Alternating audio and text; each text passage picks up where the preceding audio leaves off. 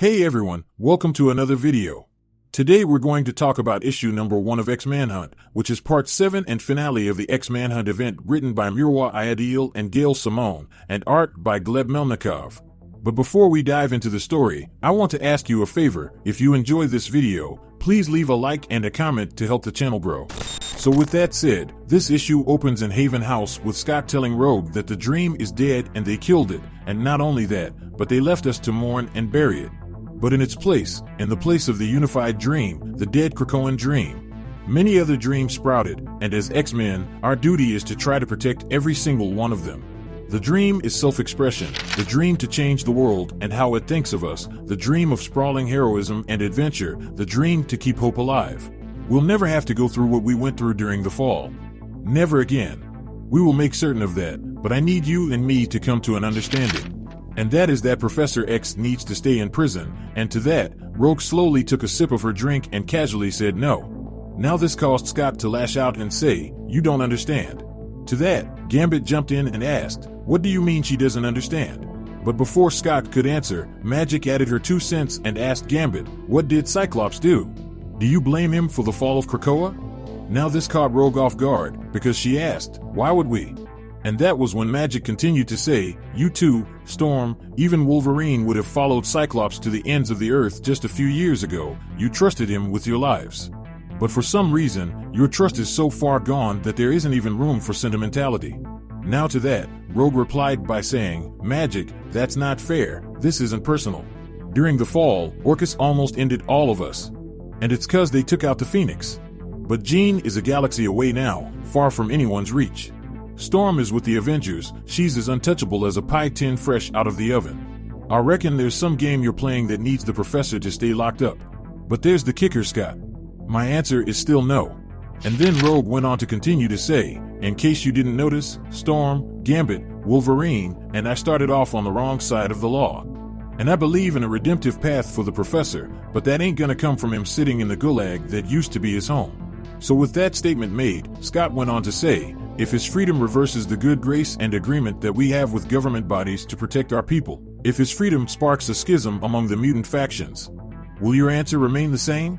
So with that question put forth, Rogue replied with a question of her own, and asked, "If it were any of us in the professor's situation, would you leave us locked up to rot?" Now to that, Scott stayed silent as Rogue continued to say, "That's what I thought, you all could leave now." So with the portal opened, Scott informs Rogue that she is on the wrong side of things. But despite all of that, Rogue went on to say, "We're all still X-Men, and if you need us, just call us." With that conversation coming to an end, we then jumped over to San Francisco with Storm saying, "Have you ever been so convinced, so sure of the path you've laid out for yourself, yet every step forward is pure agony riddled with self-hate and doubt? Symbols are important to us, they represent what we stand for. They are a rallying call, they are our pride. But just like humans, our symbols are flawed, corrupted, and have committed great atrocities. And this is why the humans hate and fear Charles, because of what he did. And just in case anyone forgot what Charles did, Charles controlled the minds of several humans that was about to launch an assault on the Sentinels and had them blow themselves up during the fall." But anyway, getting back to the story, Storm then went on to say, "What then are we to do? Sneak our symbol into the dark alleyway and deal them great violence in secret? Certainly not. Do we then continue to triumphantly raise a bloodied banner as though its sins against the innocent are saintly?" And then Storm went on to tell Sage that she could take only one of her engines. Following that, Sage went on to reply with, "Technically, they are more power sources than actual engines, and one of them has enough charge to power an entire city for 100 years. And you have 5 of them. You can quite comfortably afford to give over more than one of them." Then Storm told Sage that she could do what she must, but she has to remember that she is fighting for Charles's freedom and not against their fellow mutants who may, for now, have opposing views. Now this prompted Sage to ask if Storm was not coming. To which, Storm went on to answer, "I am going back to Atlanta. There is something within me that I must take far away from the brewing battle.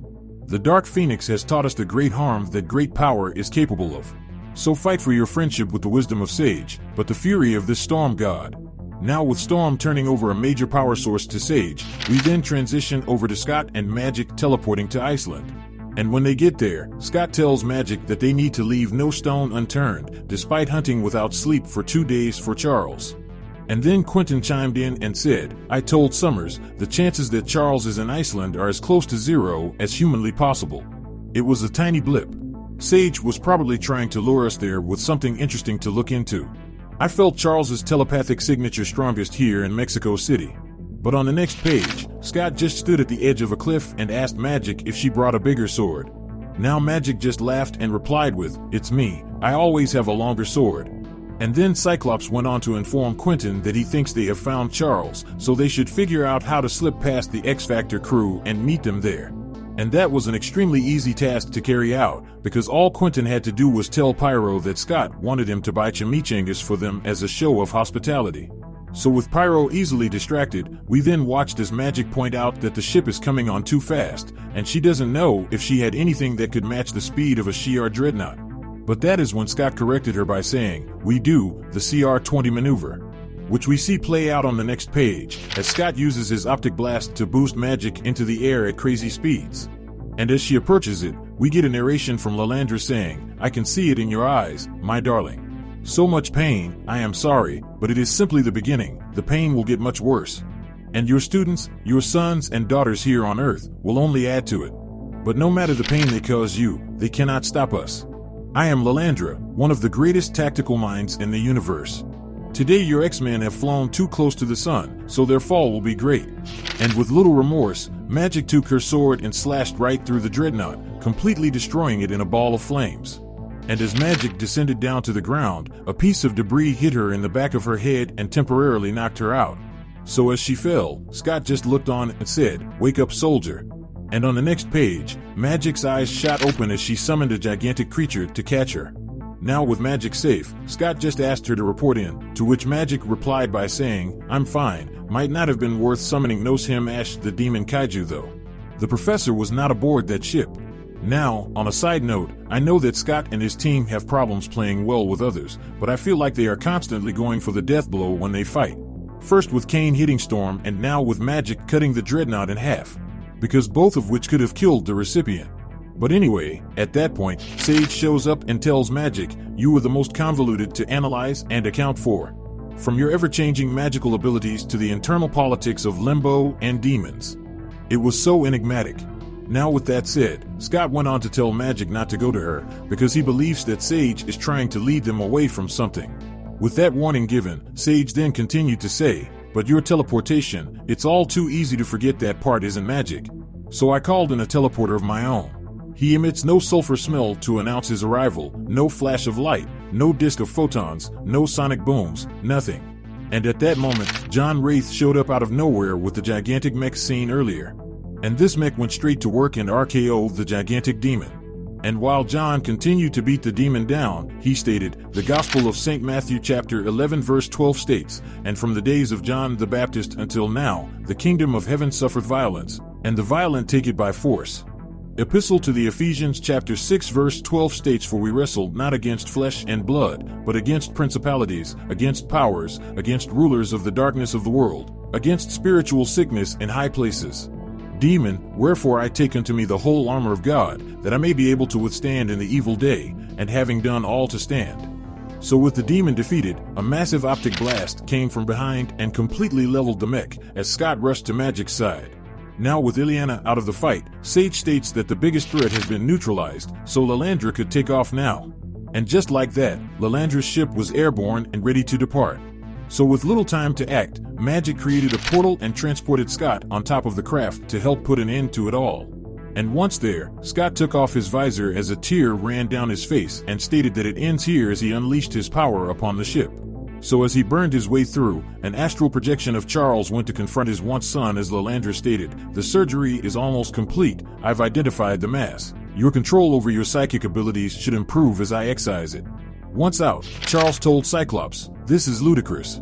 What do you want from me? You've developed this deep hatred that burns within every fiber of your being, yet you would not let me leave. You want me here with you. Do you want me to suffer, or can you just not stand to be without me? To that, Scott replied by saying, yes, let's make it look like I'm having an abandonment issues-fueled meltdown and ignore why you were put in prison in the first place. You killed innocent people, and you made me watch. Married in my early years was not enough. Now as an adult, do I still have to witness your horrors? This statement caused Charles to get pissed and shout, "Horrors! The destruction of the Agnew was a lie, a deception.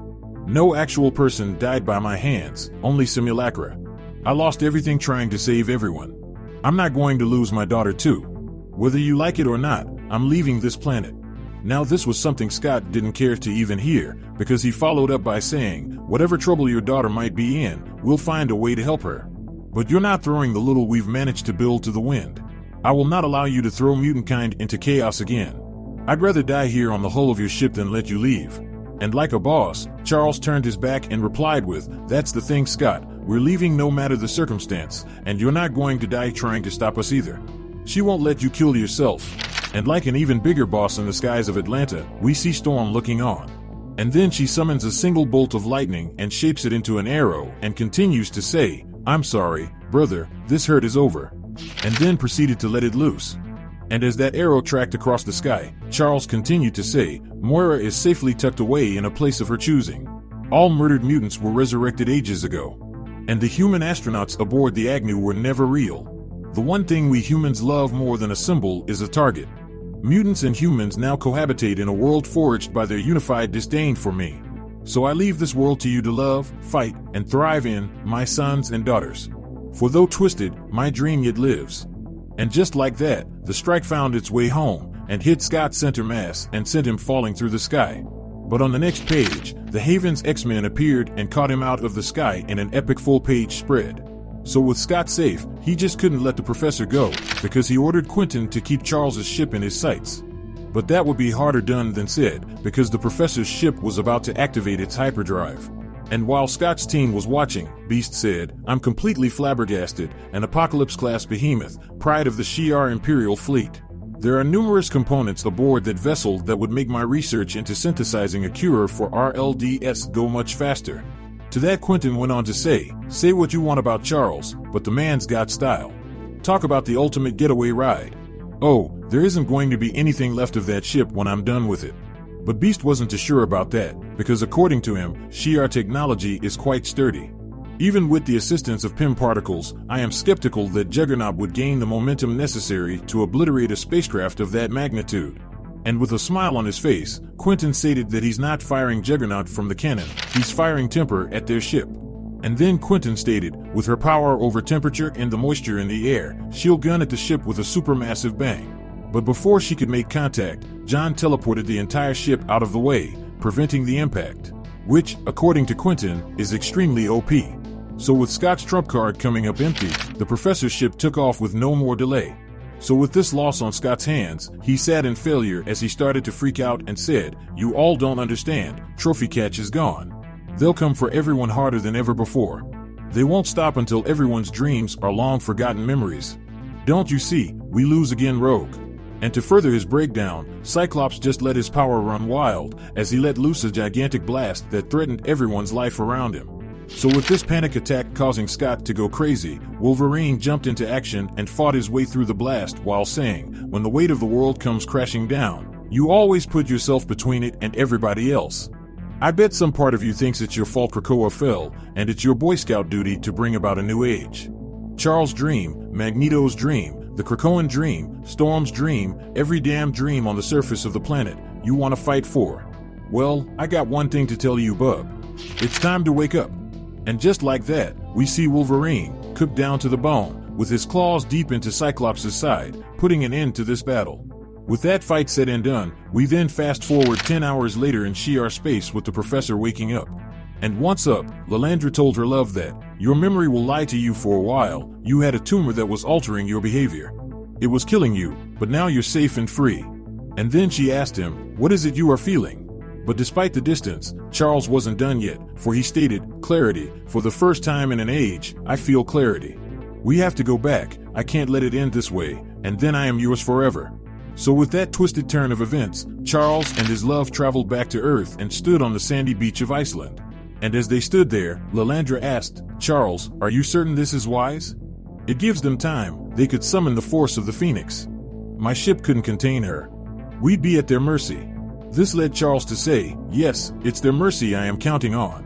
Do you know, I had the best bowl of soup of my life here. It was in Reykjavik, a tiny little building on the docks. They serve a creamy lobster soup with cinnamon on a cold Icelandic day. It warms you to your bones. When you are about to leave something, everything about it becomes so precious. Now to reassure Charles, Lilandra went on to tell Charles that he would see Earth again, which was something Charles himself wasn't too sure about. And just like that, on the next page, the elites among the X-Men community appeared. And as they approached Charles, Wolverine made it known that he didn't want to fight anyone today and apologized for stabbing Scott to stop him. But regardless of everyone not seeking confrontation, Scott was still on his bullshit and told Charles, "I don't know why you brought us here, but nothing changed for me.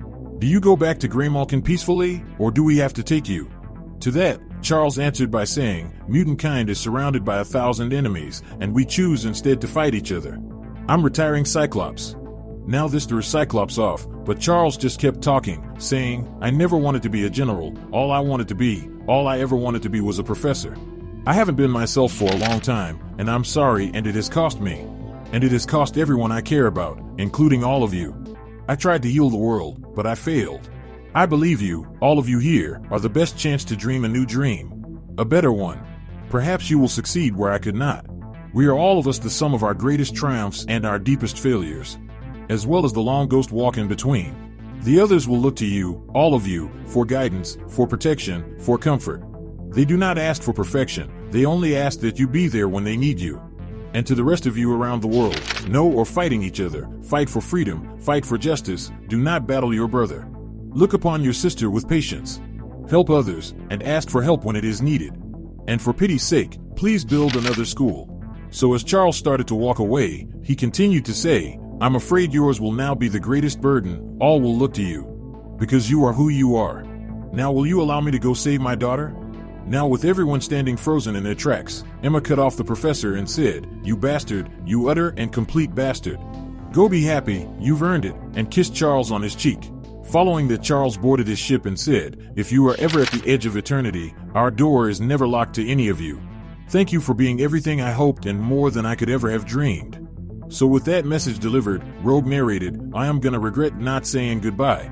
Wouldn't do it, couldn't do it." Because Rogue wanted to tell Scott that every time we look up the professor will be there. But he was already gone, and to the professor, goodbye. And with that said, this final issue of the X-Manhunt event comes to an end. But the story of the professor will continue in Imperial, written by Jonathan Hickman and coming this June. But anyway, down in the comment section below, let me know your thoughts about this issue and what predictions you could have moving forward. So with that established, I hope you enjoyed this video, and please don't forget to leave a like and a comment if you want to see more videos like this. Thank you for watching, and I'll see you in the next video.